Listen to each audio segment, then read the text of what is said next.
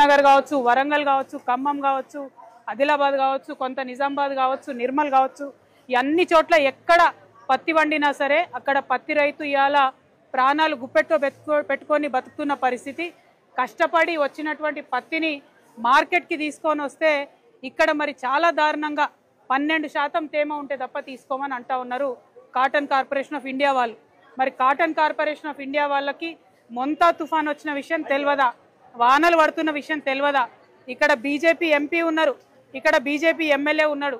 మరి కనీసం పత్తి మార్కెట్కు రాకముందు మరి మీ యొక్క కేంద్ర ప్రభుత్వంలో ఉన్న మంత్రులకు, కాటన్ కార్పొరేషన్ ఆఫ్ ఇండియాకు ఉత్తరాలు రాయాలన్నటువంటి కనీస జ్ఞానం ఇక్కడ ఉన్నటువంటి ఎమ్మెల్యేలకు, ఎంపీలకు లేకపోతే చాలా దారుణం.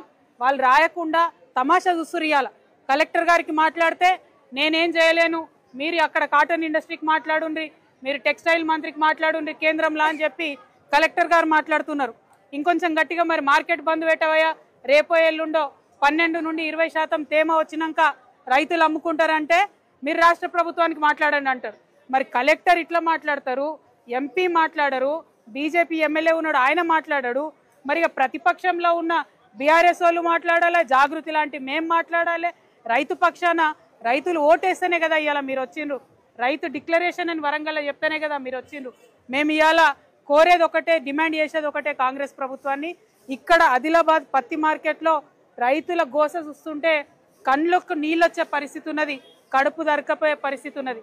ఒక్కొక్క రైతు ఆ ఒక్కొక్క వెహికల్కి 50,000 రూపాయల నష్టంతో మా కండ్ల ముందే ప్రైవేట్ వాళ్ళకి అమ్ముకొని వచ్చి ఇస్తూ ఉంటే ఏమి చేయలేక బాధ అవుతా ఉన్నది.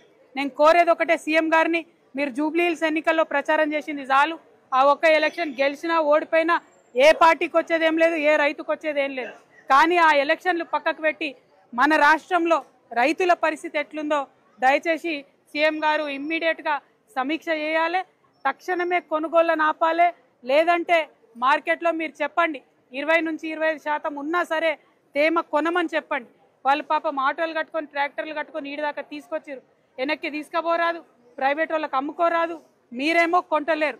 ఇవన్నీ పరిస్థితులు దయచేసి చూడండి. ఒక్క పత్తే కాదు, మక్కకు అదే పరిస్థితి ఉంది, సోయాకు అదే పరిస్థితి ఉంది, వరికి అదే పరిస్థితి ఉంది. ఇదివరకు ప్రభుత్వంలో, బీఆర్ఎస్ ప్రభుత్వంలో తేమ వచ్చినా, బూజు పట్టినా, మొలకలు వచ్చినా కూడా చివరి గింజ వరకు కొన్నాం. అదే చిత్తశుద్ధి ఏ ప్రభుత్వం వచ్చినా తెలంగాణలో అది రూల్ కావాలి. ఈ పార్టీ ఆ పార్టీ అని కాదు, రైతుకి లాభం జరగాలన్నదే ప్రధానమైన రూల్ తెలంగాణకు కావాలి. తెలంగాణ ఉట్టిగా తెచ్చుకోలేదు, మీరందరూ అధికారంలోకి రావడానికి తెచ్చుకోలేదు. తెలంగాణ తెచ్చుకున్నది రైతులు బాగుండడానికి. నేను ఇవాళ